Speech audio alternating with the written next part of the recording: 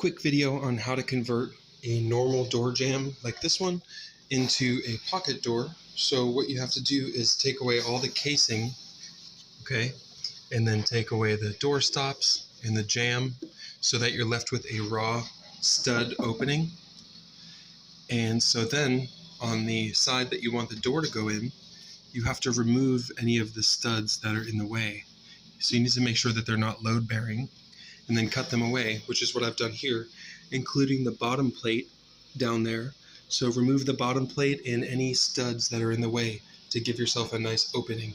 And if you can, try to keep the drywall intact as much as possible to reduce the amount of drywall work that you have to do. Of course, you have to cut at least one side open. So that's what that looks like.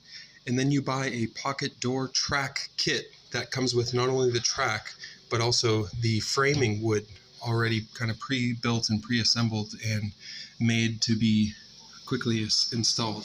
So then you line it up with your stud work here, as you see, leaving enough room for your drywall to patch in again. And this is kind of what it looks like. And basically then you get your wheels up there, you get your door ready, pop your door up onto the wheels, test it, make sure that it has enough clearance on the bottom and left and right.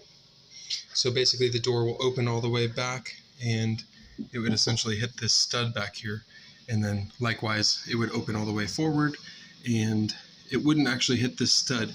You would have to add some trim wood. So I have this old piece of the jamb that I took off and it would basically go in there. I do need to cut it to size now though.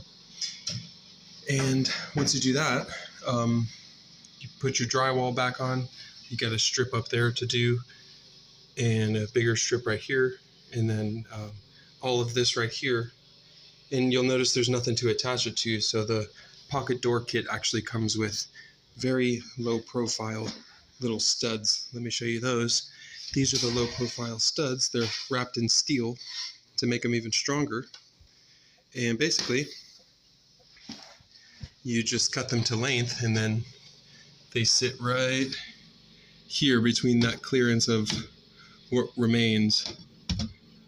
And again, like I said, you have to cut them to length, so they're too long right now. But basically it goes something like that. Oops, sorry, hold on. So it goes like that. And see, I need to cut it so that it sits flush under this existing stud. Yeah, so that gives you some framing studs to use, and it also gives the pocket door a nice, a nice hold.